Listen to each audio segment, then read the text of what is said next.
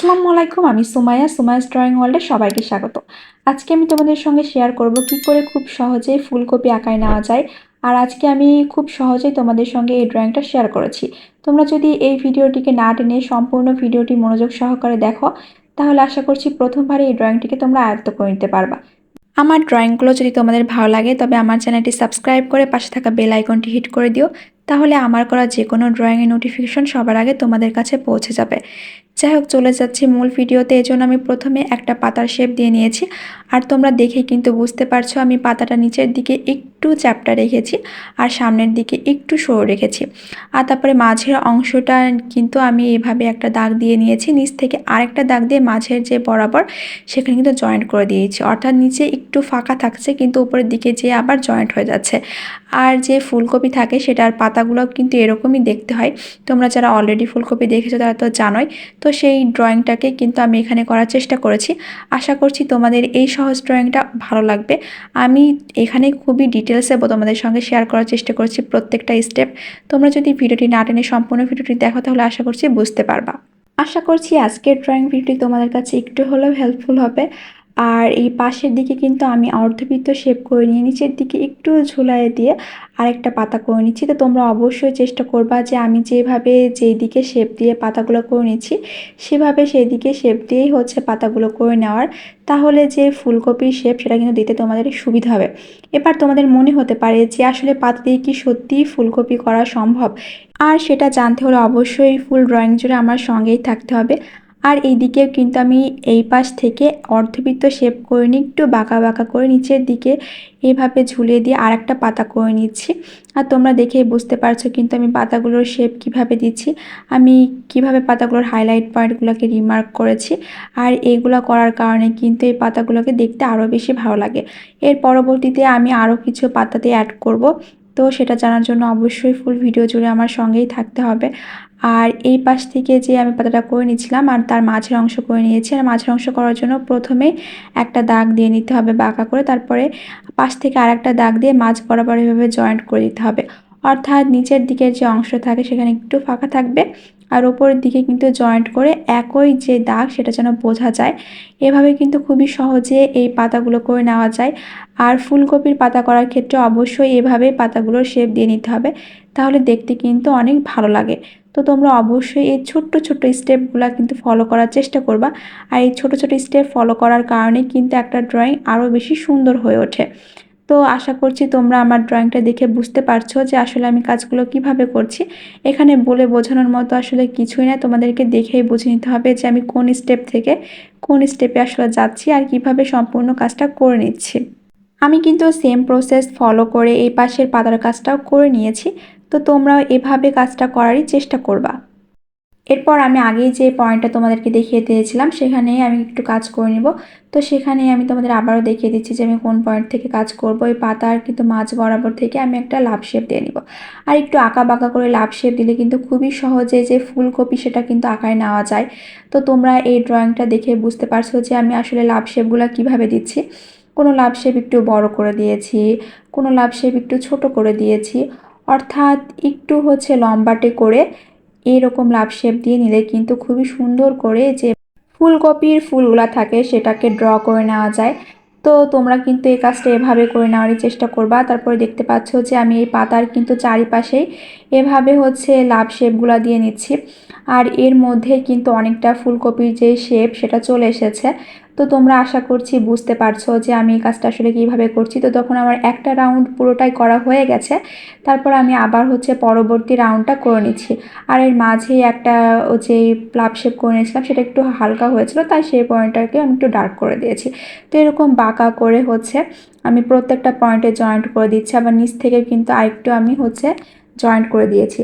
তো তোমরা এভাবেই হচ্ছে লাভ শেপগুলো দিয়ে একটু বাঁকা করে হচ্ছে যে ফুলকপির ফুলগুলো এগুলোকে ড্র করে নেওয়ার চেষ্টা করবা।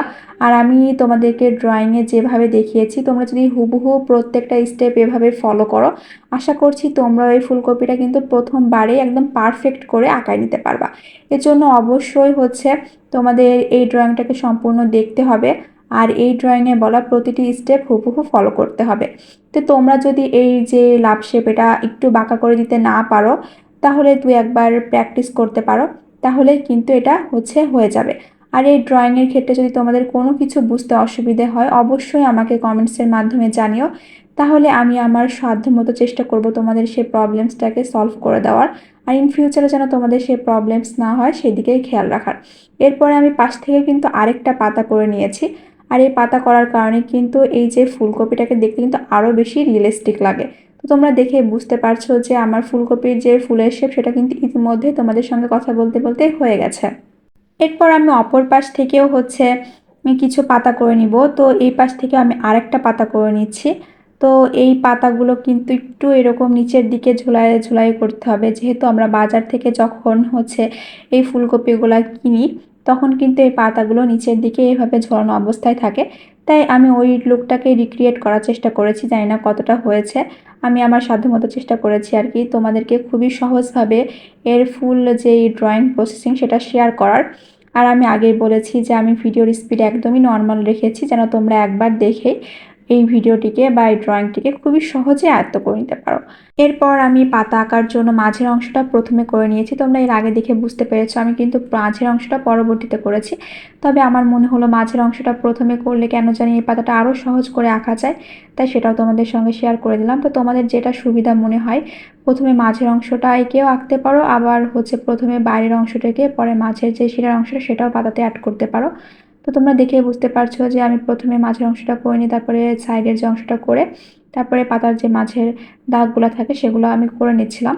এরপর আমি এই সাইড থেকেও আরেকটা পাতা এঁকে নিব। আর এই পাতাটাতে আমি কিন্তু আবার মাঝের অংশটা পরে করেছি। তো তোমরা তোমাদের পছন্দ মতো আগেই বলেছি মাঝের অংশ প্রথমেও করতে পারো আবার পরবর্তীতেও করতে পারো। তবে এই পাতার ক্ষেত্রে অবশ্যই মাঝের অংশটা দেওয়ার চেষ্টা করবা, তাহলে এই পাতার যে লুক সেটা কিন্তু খুবই ভালো আসে। আর তোমরা যারা অলরেডি ফুলকপি দেখেছো তারা কিন্তু জানো যে ফুলকপির পাতার মাঝের অংশটা কিন্তু এরকমই একটু আলাদা হয়। তো আমি সেটাকেই আর কি তোমাদের সঙ্গে দেখানোর চেষ্টা করেছি। আশা করছি আজকের ভিডিওটা যদি তোমরা সম্পূর্ণভাবে দেখো একটু হলেও তোমাদের ড্রয়িংয়ে হেল্পফুল হবে। আর এই ভিডিওটা দেখে যদি তোমরা কেউ একজনও ড্রয়িং শিখতে পারো সেখানেই কিন্তু আমার ড্রয়িংয়ের সার্থকতা। আর আমি সর্বদাই আমার চ্যানেলে শেয়ার করি কিভাবে খুব সহজে ইজি প্রসেসে আর কি এই ড্রয়িংগুলো করে নেওয়া যায়। আমার চ্যানেলে আমি বাচ্চাদের জন্য আর বিগিনার্সদের জন্যই ম্যাক্সিমাম ভিডিও আপলোড করে থাকি। তো তোমরা যারা কোনো প্রকার টিউটরের কাছে না যেয়ে ঘরে বসে খুব সহজে ড্রয়িংটা শিখে নিতে চাচ্ছে তারা কিন্তু আমার চ্যানেলটি ভিজিট করতে পারো, বা আমার চ্যানেলের যে ভিডিওগুলো সেগুলো শেয়ার করে নিজেদের টাইমলাইনে রেখে দিতে পারো। এরপর আমি পাতার যে অংশগুলো আছে সেটাতে একটু কাজ করে নিচ্ছি। এজন্য পাতার যে সাইডের অংশ সেখানে একটু শ্যাডোই ভাব করে নিচ্ছি। আর তোমরা দেখে বুঝতে পারছো কিন্তু এই শ্যাডোই ভাবটা করার কারণে এই পাতাটা দেখতে কতটা সুন্দর লাগছে। তো আমি যে এই ফুলকপির ফুলগুলো করে নিয়েছি সেখানে কিন্তু আমি কোনো শ্যাডোই ভাবেরই কাজ করব না। এখানে কিন্তু শ্যাডোই ভাবের কিছু কাজ করা যায়, তবে আমি আজকে ড্রয়িংটাকে সিম্পল রাখারই চেষ্টা করেছি। আমি চেষ্টা করেছি কিভাবে সিম্পলের ভেতরেও কিন্তু সুন্দর করে আসলে তোমাদের সঙ্গে শেয়ার করা যায়, তাই আমি শুধু পাতাতে শ্যাডোই ভাব করে নিচ্ছি। তো তোমরা এই ড্রয়িংটাকে আরও এনহ্যান্স করার জন্য কিন্তু ফুলকপির ফুলগুলোতে শ্যাডোই ভাব করে নিতে পারো। আর তোমরা দেখে কিন্তু বুঝতে পারছো যে আমি শুধু পাতার যেই চারিপাশ সেখানেই কিন্তু শ্যাডোই ভাবটা করে নিচ্ছি, মাঝের অংশটাকে কিন্তু আমি শ্যাডোই ভাব করা থেকে বিরত থেকেছি। তো তোমরা অবশ্যই চেষ্টা করবা যে পাতার চারিপাশে এভাবে শ্যাডোই ভাব করে নেওয়ার, কোনোভাবেই মাঝের অংশে কিন্তু শ্যাডোই ভাবটা করা যাবে না, তাহলে পাতার যেই লুক সেটা কিন্তু সম্পূর্ণই নষ্ট হয়ে যাবে। তো অবশ্যই চেষ্টা করবা এই রোল পেন্সিলটাকে বাঁকা করে নিয়ে তোমরা শ্যাডোই ভাবটা করে নেওয়ার। আর এটা কিন্তু আমি আমার প্রত্যেকটা ড্রয়িংয়ে বলে থাকি যে শ্যাডোই ভাবটা করার সময় অবশ্যই রোল পেন্সিলটাকে একটু বাঁকা করে ধরতে হবে আর আলতো করে প্রেশার ক্রিয়েট করতে হবে। আমি এখানে মিডিয়াম পর্যায়ে শ্যাডোই ভাব করে নিয়েছি। তো তোমাদের যদি ভালো না লাগে তো না করলেও চলবে, তোমরা লাইট বা ডার্ক শেডও রাখতে পারো। আজকের আমি এই ড্রয়িংটা করে নেওয়ার জন্য 4B এর পেন্সিলটা ব্যবহার করেছি, তোমাদের হাতের কাছে না থাকলে না ব্যবহার করলেও চলবে। আর আজকে কিন্তু শুধু আমি রোল পেন্সিলের সাহায্যে এই পুরো ড্রয়িংটা করে নিয়েছি, এখানে কোনো প্রকার স্কেলের ব্যবহার আমি করিনি। ইনশাল্লাহ আমি ফিউচারে তোমাদের সঙ্গে আরও সহজ সহজ ভিডিওগুলো শেয়ার করার চেষ্টা করব।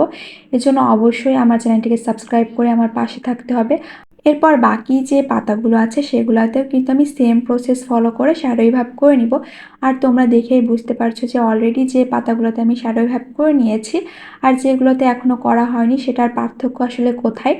তোমরা যারা বিগিনার্স বা বাচ্চাদেরকে ড্রয়িং শেখাতে চাচ্ছ তারা যদি কোনোভাবে এই শ্যাডোই ভাবটাকে আয়ত্ত করতে না পারে তো স্কিপ করলেও চলবে, এমনিতে পাতাগুলোকে দেখতে অনেক বেশি ভালো লাগে।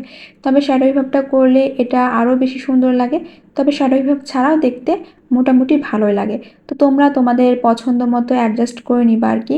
এরপর আমি উপরে যে পাতাটা আছে সেটাতেও করে নিচ্ছিলাম। আর এটা করার সময় হচ্ছে আমি প্রথমে যখন এই ড্রয়িংটা শুরু করেছিলাম আমি ভাবিনি যে এতটাও হচ্ছে রিয়েলিস্টিক লাগবে এই শ্যাডো ইফেক্টটা করার পরে। তো যখন আমি ড্রয়িংটা লাস্টের দিকে করছিলাম তখন দেখছিলাম আসলে এটা করলে ভালো লাগতেছে। তো তোমরা যারা শ্যাডো ইফেক্ট করতে পারো অবশ্যই চেষ্টা করবা যে শ্যাডো ইফেক্টটা করার। আর যারা করতে পারছো না তারা আমার ভিডিওগুলো রেগুলারলি দেখার চেষ্টা করবা, তাহলে বুঝতে পারবা যে রোল পেন্সিলটাকে আসলে কিভাবে কন্ট্রোল করতে হবে। প্রথমবারে হয়তো তোমাদের একটু প্রবলেম হতে পারে, তবে রেগুলারলি করতে থাকলে কিন্তু ঠিক হয়ে যাবে। আজকের ড্রয়িংটা ছিল এই পর্যন্ত। ইনশাল্লাহ দেখা হবে নেক্সট কোনো এক ভিডিওতে। ততক্ষণ অবধি তোমরা ভালো থেকো, সুস্থ থেকো আর আমার জন্য দোয়া করো। আর আজকের ভিডিওটি যদি ভালো লাগে লাইক কমেন্ট শেয়ার করে পাশেই থেকো।